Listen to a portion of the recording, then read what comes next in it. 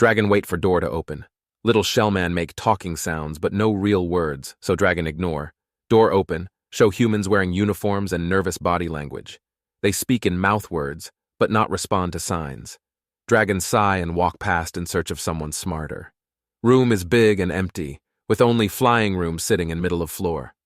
Shellman follow dragon, still making not words.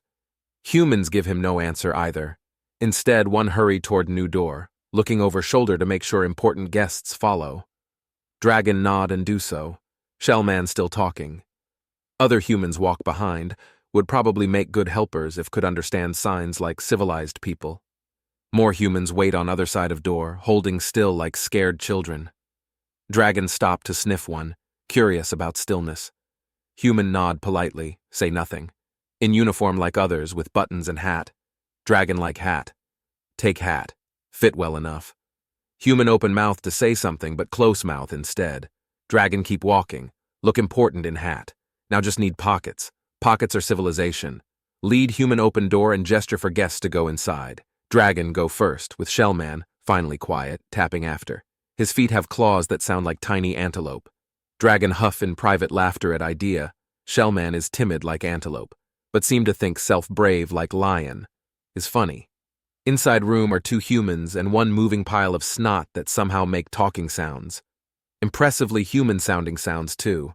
Dragon spend long few moments investigating weird snot person. Smell like river water, move constantly, would probably taste bad. Talking, but not saying anything important. Oldest human ask about spaceships, and Dragon reply with flurry of signs, wealth of information, all he could ever want. But human is stupid like others and not understand signs. Dragon huff in impatience and walk over to look at potted plants.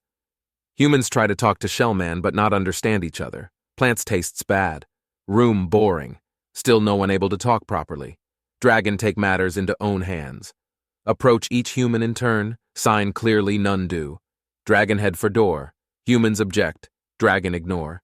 Sign to humans in hallway looking for communicator. Other humans follow out of room. Dragon look back and see Shellman coming too. Maybe communicator will talk to him too. Lucky Shellman. Get communicator first. New human hurry in from other hall. Talk in shell person words. Shellman happy, talking much. Dragon unimpressed. Consider trading hats, but no others look better.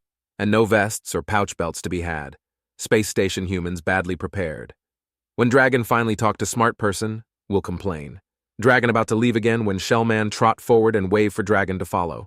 Humans walking somewhere. Dragon take rightful place in front, only behind human who knows way. Other humans and snot person make space. Walk is short. Down hall to big metal room like other, with no flying room but with table of food instead. Dragon walk to table and start eating. Familiar fruits first, human snacks next, then try weird things. Purr happily. Plenty for everyone. But Shellman not join at table. Dragon turn to look and find door shut. Room empty. Footsteps walking away. Shellman making upset noises on other side of door. Dragon in cage again. Throw down food and roar. I thought at first that the humans had simply made a mistake, locking Dragon away. Perhaps they hadn't meant to lock the door. But when my protests were ignored, I began to worry. He won't take well to being trapped there, I insisted. He was stolen from Earth in a cage, and I don't think he likes them. A sound of thunderous rage from behind the door punctuated my speech. See? He's going to break your door! The human behind me said something terse, which the translator behind her repeated as, "Be quiet." I turned to look, offended, and found myself shoved forward by the business end of a blast gun. Keep walking. Shocked, I did as I was told. What was happening? Loud banging shook the corridor, but the humans ignored it. I couldn't tell if they had left any of their number to guard the makeshift prison. When I tried to look back at where we had left Dragon, the gun pressed between my shell plates, so I subsided. We walked in silence for a few more paces, then they ordered me to stop while several objects of unknown function were pulled from a small closet. Ah, to make space for me. When the human prodded me forward again, I lunged to bite her on the knee. I would escape and free Dragon, then we would find someone reasonable, but she wore armor. My beak slid off with a clack.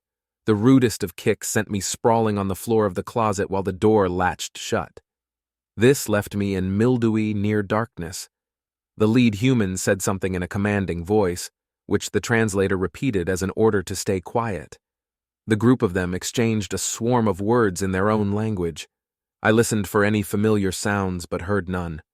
Dragon hammered away down the hall. The huddle broke up and most of the humans left. One of them stayed, no doubt to guard the door from accidental rescue, and that guard wouldn't answer me no matter how I pleaded. This wasn't looking good.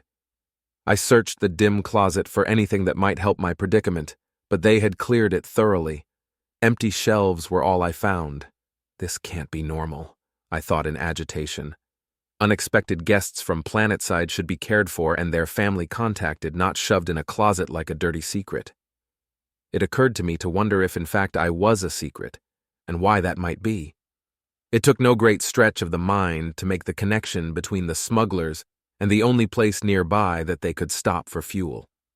I tucked my chin against my shell at the sudden chills I felt when I remembered the threat to gut me and sell my plates off-world. This was off-world. Was this who they meant? Oh, this is bad. The smugglers obviously have allies among the officials here. I assume these are official uniforms and those were guard ships outside. But at least I know that they don't have complete control of the station. Otherwise, they wouldn't have to hide me. The question is, who am I hidden from, and how can I find them? I got part of my answer a moment later in the form of loud noises, a wrenched-off door tumbling down the hallway. Dragon's roar of defiance echoed after it.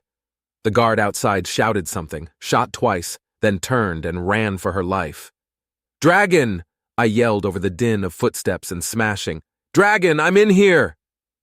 Familiar heavy footsteps thudded toward me while weapons blasted in the distance. "Dragon!" I pounded on the door. The handle twitched, shuddered, then tore free as the door was flung open by the outraged earth monster that I was very glad to see. Dragon grabbed me and ran, barreling down the hall on 3 limbs with me clutched to his side like an infant. Gunshots behind us made me curl up instinctively and grasp his coarse fur. I hoped the gorilla had some idea where he was going, but I knew with a sense of despair that he was probably as lost as I was. Lost or not, he blazed quite a trail. We plowed through several unlocked doors and upended a variety of furniture, leaving bedlam and exclamations in our wake.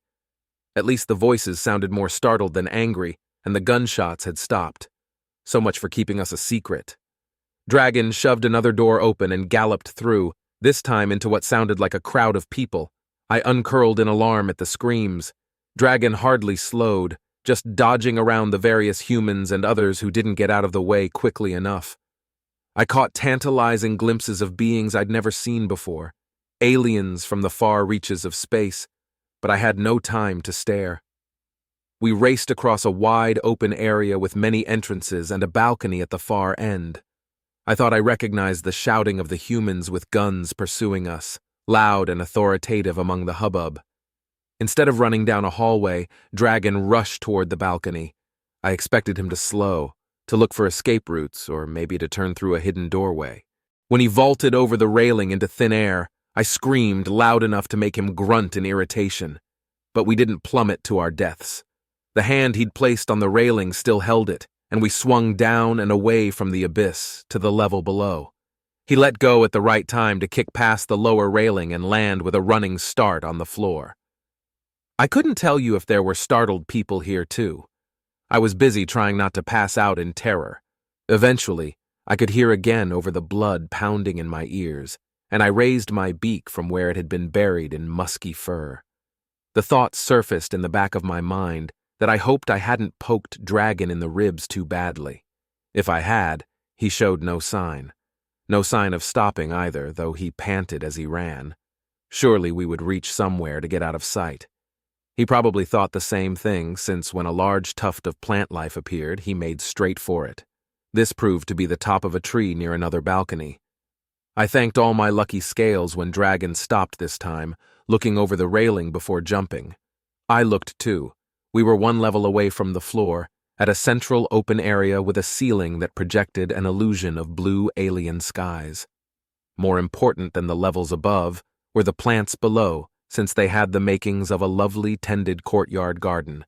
with shady groves and off-color green hedges everywhere. It looked great. I almost managed to hold back my shriek when Dragon jumped over without warning. This time he clung to the railing while grabbing a branch with his feet. I hadn't realized he could do that. Then he climbed down quickly without needing to use the arm that still held me close. We hit the ground and trotted off at a more sedate speed, shielded by trees. I stretched to look up the way we had come and couldn't tell if we were still being pursued. Probably. But with any luck, they wouldn't be able to find us. I had no idea what we would do next. Dragon hadn't put me down. Maybe he had some sort of plan. I would have loved to know it. On reflection, his plan may have been nothing more complex than find somewhere safe to hide. But whatever it was, everything went out the window when he saw a human doing the same gestures he used. He made a sound of delight, then started running again. It took me a moment to figure out where we were going, but when I saw the fingers flashing up ahead, I was almost as relieved as I would have been if I'd heard my own language, someone we could communicate with, who might not be in league with the smugglers. Of course, I had no guarantee of that, but I'd take the chance. I really didn't want to die today. The human in question was conversing silently with another, this one covered in a startling amount of metal, some of which actually looked attached somehow, and the one making the gestures wore a reddish uniform very different from those of the shady officials.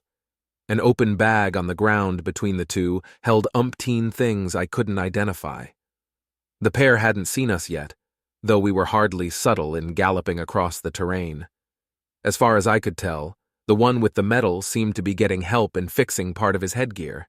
As I watched, the one in the uniform removed a new tool from the bag, did something with it to the other human's head metal, and that seemed to fix the problem. The metal-clad human smiled and nodded, speaking with his mouth for the first time since I'd glimpsed them. They were still too far away for me to hear the words exchanged, but the odds were good that I wouldn't have understood them anyway. But Dragon seemed to. He ran faster, covering the ground at a rapid pace. Even at that speed, the human with the metal had said goodbye and moved off before either of them noticed us. Only the fact that the one in the uniform had to repack her bag of tools kept us from having to chase her down. I was pretty sure this was a her. She had those chest things that I forget the name of, which Robin had assured me were the closest analog to proper shell ridges that her species had. At any rate, it didn't really matter right now. We had to talk to her without scaring her off. Dragon hooted, doing his best to gesture as he ran, one-handed still. The human finally spotted him, and to my eternal relief, she didn't run for the bushes at the sight. Maybe the gestures helped. She remained standing there by the bag of tools, looking a little wide-eyed, when Dragon skidded to a stop, dropped me in a hedge, and set his hands truly flying. I sank deep enough for it to be undignified. After a moment, the human responded in kind.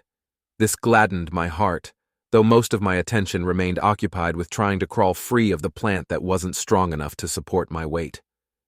Finally, I managed to thrash free of the bruised leaves, an unpleasant smell, and set my feet on solid ground.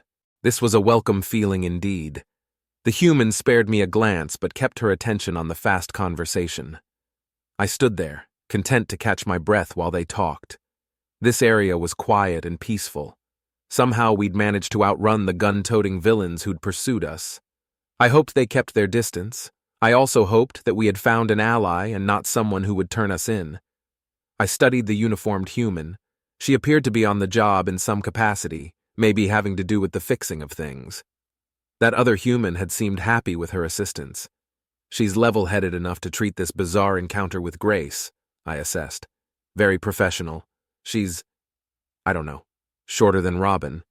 Thicker build, darker flesh, is that significant? Oh, I hope she can help. I wish I knew what they were saying. I began to fret with impatience while the conversation dragged silently on. The longer we stayed here, the more likely our pursuers were to catch up with us. Then suddenly the pair stopped talking and turned to look at me. I looked up, at a loss. The human said something in what sounded like Robin's language. All I knew how to say were a handful of names and various exclamations. Oh, and take me to your leader.